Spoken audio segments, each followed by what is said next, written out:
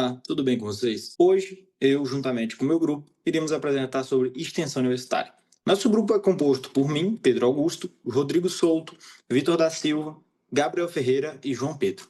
Iremos falar sobre extensão universitária, esta apresentação para a matéria de meios alternativos de resolução de conflitos da Universidade Federal do Estado de Tocantins, no curso de Direito. Atualmente, todos do grupo estão no terceiro período. Introdução à extensão universitária nas grades curriculares. Dessa forma, antes de tudo, é importante entender o que é essa extensão universitária e por que ela passou a fazer parte obrigatória do nosso curso. Muita gente se pergunta por que uma matéria que é uma extensão que liga fora da faculdade é obrigatória no nosso curso, no nosso currículo, certo? Nas universidades.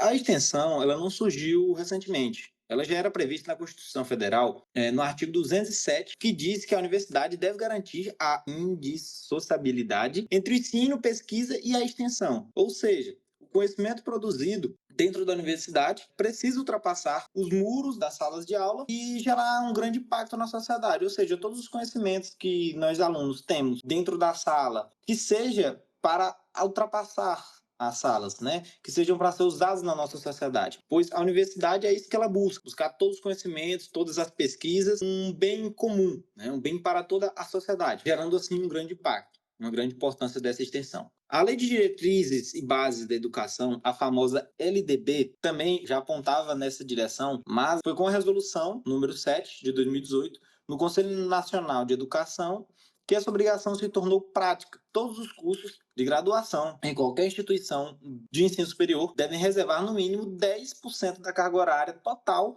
para as atividades de extensão, em benefício, como eu falei, em benefício para a sociedade. E aqui não se trata de qualquer atividade de extensão, né? Essas atividades elas devem estar integradas ao projeto pedagógico do curso. Ou seja, a gente tem um curso de Direito, seria de praxe, que essa extensão seja relacionada ao benefício do que a gente aprendeu no curso de Direito para a sociedade. Como tem muitos projetos aí, projetos onde alunos dão conselhos, dão assessorias e vão para em locais mais periféricos, dão essa assessoria, dão apoio para as pessoas para elas conhecerem seus próprios direitos. E também em outros cursos, temos também, por exemplo, citando aqui o curso de arquitetura, muita gente pode desenvolver projetos de habitação popular em parceria com comunidades carentes, seguindo o curso de arquitetura. E no direito, que é nosso caso, podemos participar de mutirões, como já foi falado, de atendimento jurídico ou ações ali de mediações de conflitos também, que auxiliam bastante a nossa sociedade.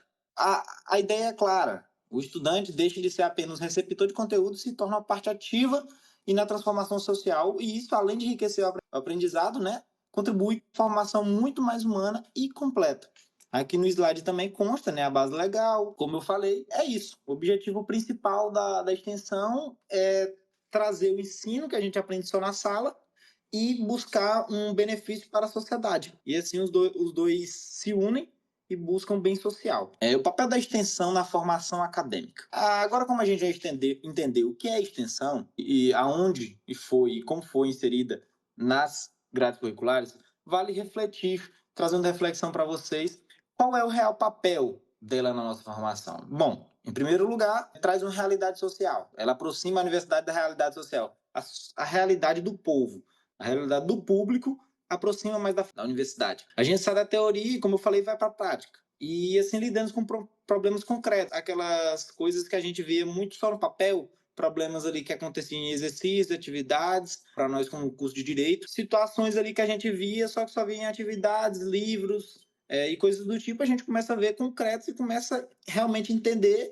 e ver que às vezes um pouco, na prática, na maioria das vezes é bem mais complicado. É muito diferente estudar os direitos fundamentais apenas na teoria e depois ir por campo. Orientar pessoas em situação de vulnerabilidade social que sequer sabem que têm esses direitos. Nesse momento, o conteúdo ganha vida e a gente entende o impacto do nosso conhecimento na vida das pessoas. E a gente, como um estudante de direito, muito direito a gente conhece, aprendemos na faculdade, mas são direitos fundamentais, né? Direitos de liberdade, entre outros, que estão lá inseridos no artigo 5º da Constituição Federal. E tem muita gente que não sabe. E quando tem esse projeto de extensão, muitas pessoas descobrem e vão atrás dos seus direitos. E a extensão também, ela desenvolve um olhar mais ético, mais crítico, mais responsável. E a gente passa a perceber desigualdades e entender diferentes realidades, principalmente o agir. que é bem importante. E aqui também no slide a gente deixou bastante informações, como já foi citado, formação cidadã e crítica, estimula a empatia, responsabilidade social e ética, desenvolve habilidades além do conteúdo técnico, buscando mais práticas, experiência prática e interdisciplinar, a aprendizagem ativa, contextualizando e colaboração em diferentes cursos e saberes. E protagonismo estudantil, que é algo muito importante, estudantes como agentes de transformação e uma participação em projetos que geram impacto social real na nossa sociedade e, dessa forma, só trazem benfeitorias para a nossa sociedade. Olá, boa noite. Feita essa pequena introdução, agora eu vou falar de um livro que é de extrema importância para quem tem interesse em conhecer, trabalhar ou até fazer um projeto de extensão. O nome dele é Extensão ou Comunicação, de Paulo Freire. É um livro curto e, assim, dá para extrair muita coisa dele. Nada melhor do que começar com uma citação do livro. Toda invasão sugere, obviamente, um sujeito que invade seu espaço histórico-cultural que lhe dá a sua visão de mundo. É o espaço de onde ele parte para penetrar outro espaço histórico-cultural, superpondo aos indivíduos deste seu sistema de valores. O invasor reduz os homens do espaço invadido a meros objetos, a meros objetivos de sua ação. Nada melhor do que falar daqui do que um exemplo, não, do que uma vivência. Eu fiz parte de um projeto chamado Maturidade em Cena. Olha que interessante. A gente não chegava lá e criava peças teatrais com os idosos, meio que só pegando uma peça pronta e impondo a eles. Não era o processo de criação. No primeiro momento, a gente brincava de batatinha quente. Em quem a bola parasse, a pessoa ia ter que cantar uma música, um trecho de uma música que marcasse ela muito. Depois disso, depois de acabar a atividade e tudo, os extensionistas iam marcando as músicas. Na outra semana, algumas músicas que eram mais fáceis de encenar eram escolhidas. De todo mundo que estava lá era separado em grupos e cada grupo recebia, de certa forma, uma letra da música, tinha um comando de encenar a música da forma que achasse melhor. E assim ia, 1, 2, 3 atividades. Nesse tempo, os extensionistas estavam olhando aquelas que eram, de certa forma, mais viáveis para fazer peça no final. Decorrendo isso, o que a gente fazia? A gente ia criando a peça, dialogando com os saberes deles. Então, a gente, em momento nenhum, estava impondo o conhecimento da faculdade ou o conhecimento científico. A gente apenas estava guiando, estava fazendo o diálogo. É uma via de mão dupla. O conhecimento deles era, de certa forma, valorizado, era feita uma atividade com base no conhecimento deles, e, ao mesmo tempo, os extensionistas tinham contato com esse público, tinham contato com a população. O que ocorre muito é que a pessoa sai da faculdade técnica e acaba não sabendo lidar com o público. Então, pensa só, o cidadão sai da Universidade Federal do Tocantins, universidade pública, sem saber lidar com o público. Estranho, né? E o projeto de extensão, justamente, um dos objetivos dele é ir contra isso, é de preparar o universitário para essa questão do público. Adiante, os pilares da universidade. Nesse sentido, a universidade cumpre seu papel social e educativo, quando compreende que os pilares da educação, ensino, pesquisa e extensão, são interdependentes e igualmente fundamentais para a formação integral do estudante e para a formação social. Então, o ensino, que é o conhecimento que a gente adquire pelos professores e tudo, a pesquisa, que a gente pesquisa e tudo, e a extensão, que é essa parte prática, estão todos em pé de igualdade. E todos devem ser levados a sério. Para quem tiver assim, maior interesse, eu recomendo muito do Paulo Freire e que aborda muitos aspectos da extensão. Agora eu vou falar de exemplos de projeto de extensão, começando pela Universidade de Fortaleza, a Unifor, onde tinha como objetivo ajudar a acessar direitos por meio da tecnologia. Foi aonde os estudantes de Direito Raíssa Carioca e João Pedro Prada desenvolveram a inteligência artificial chamada IARA, Inteligência Artificial de Resumo de Ações, para auxiliar pessoas cegas a acessar informações de seus processos judiciais com mais autonomia. A ideia partiu de um brainstorm na sala de aula para o projeto A Disciplina de Engenharia Jurídica e sua extensão acadêmica como forma de promoção dos direitos sociais e evolução acadêmica, e contou com a orientação do professor Francisco Juca. Escolhemos o tema porque percebemos que pessoas com deficiência visual enfrentam grandes dificuldades para acessar seus processos judiciais de forma autônoma, relata Raíssa. Com a IARA, elas podem consultar seus processos a qualquer momento de maneira independente, promovendo maior inclusão e autonomia. Complementa. Os estudantes contam que a concepção e a elaboração da iniciativa vieram a partir da inclusão da disciplina de Engenharia Jurídica na nova matriz curricular do Direito. Desenvolver o projeto foi muito desafiador, pelo fato de não existir bibliografias abundantes e concretas sobre engenharia jurídica, justamente por ser uma área nova, afirma João Pedro. Ele conta que a Unifor os auxiliou com a orientação e estrutura. Nos laboratórios de informática, o produto foi desenvolvido em plataformas de programação como o World Systems. Para João Pedro, estar à frente de um projeto como este é uma forma de demonstrar que a tecnologia pode promover direitos sociais e auxiliar a sociedade. A companheira de projeto, Raíssa, diz que os projetos de extensão possuem finalidades engrandecedoras, como os objetivos de transformar os alunos em melhores cidadãos, mas também prestar algum auxílio à sociedade com a ajuda dos estudantes. Sabia que estava realizando um trabalho que ia muito além de muros acadêmicos e ajudaria, possivelmente, uma parcela da população. Creio que tenho aprendido que sempre podemos ajudar o outro, sempre há como se desenvolver pessoalmente e desenvolver algo maior que vai realmente impactar a sociedade, disse Raíssa Carioca, aluna do curso de Direito. Ela diz que participar de projetos de extensão é fundamental para ajudar a abrir os olhos para o desenvolvimento social como estudantes e futuramente como profissionais do direito. A extensão contribuiu justamente para aprimorar os meus conhecimentos nessa área e proporcionar uma melhor introdução no mercado de trabalho, cada vez mais exigente com o crescimento de novas tecnologias, como formação pessoal, contribuir como uma forma de crescer como estudante, profissional do direito e principalmente humano, relatou João Pedro Prado, aluno do curso de Direito. Outro exemplo de projeto de extensão é a UFT Sem Muros. O programa integrador UFT Sem Muros foi construído com o objetivo de integrar as ações de extensão que possuem objetivos comuns dentro de desafios. Assim, integrando as ações de extensão desenvolvidas anteriormente pela UFT de forma separada, liderado pela PROEX, o programa em tela é também integrado pela PROPESC, PROAD e PROAP. O programa visa compreender a importância da universidade para a sociedade tocantinense através das ações de ensino, pesquisa, extensão e inovação através da construção de redes e pontes e de arranjos institucionais internos e externos. As principais políticas do PDI que estão fazendo interface nesse programa são Política de Desenvolvimento Econômico e Responsabilidade Social, Política de Inovação Tecnológica e Desenvolvimento Artístico e Cultural e Política de Extensão. Os objetivos estratégicos a serem alcançados são elevar o conceito institucional de 4 para 5, integrar o ensino de graduação e pós-graduação através de ações de ensino, pesquisa e extensão, institucionalizar a extensão nos cursos de graduação e pós-graduações através de creditação da extensão nos currículos e da inserção social na pós-graduação, consolidar um ambiente de inovação e empreendedorismo integrado e articulado na universidade, estimular a inserção social da universidade gerando conhecimento e inovação à sociedade através de projetos de extensão, elevar a inserção e reconhecimento social da UFT no estado do Tocantins através do número de municípios atingidos pela ação de extensão e consolidar a inovação, o desenvolvimento tecnológico e a transferência de tecnologias para a sociedade através do número de patentes depositadas e do aumento de recursos captados por meio da prestação de serviços técnicos especializados. Esse programa é desenvolvido através dos arranjos institucionais. Esse é um mecanismo que aglutina forças sociais, políticas e econômicas para atuarem em prol do desenvolvimento regional e sustentável, através dos seguintes projetos integradores.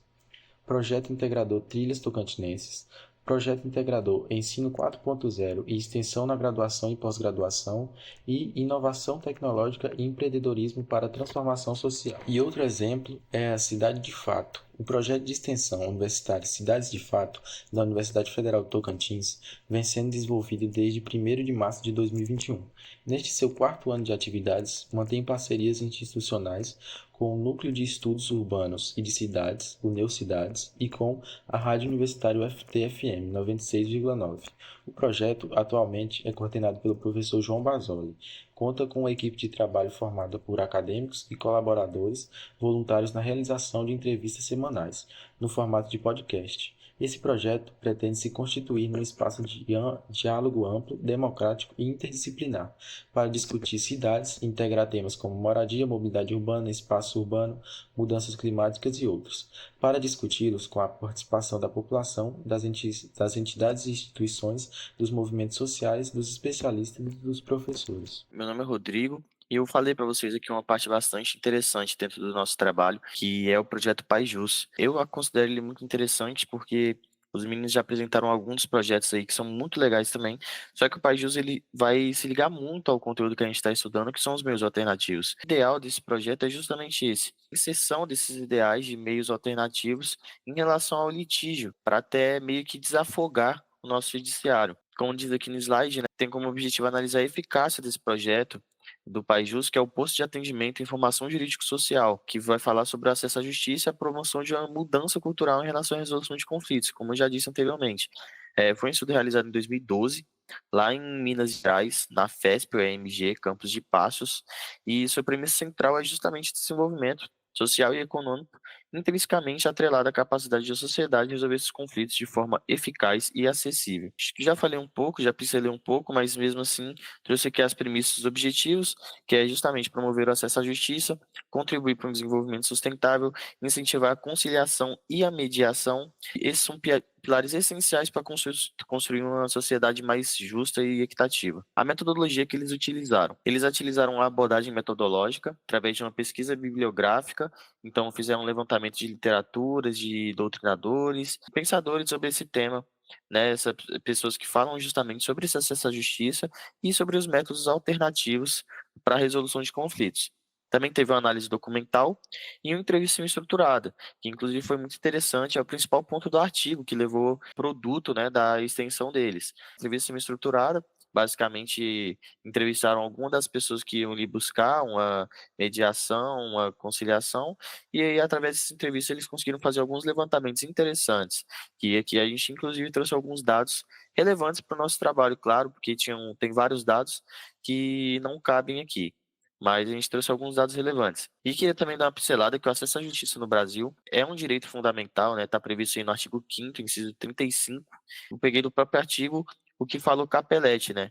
Que o acesso à justiça pode ser encarado como um requisito fundamental de um sistema jurídico moderno e igualitário. Então, a gente compreender a profundidade desse conceito é muito importante para a gente entender o impacto de iniciativa como o Pajus na realidade social, né? Já começando então os dados que eu já citei, né?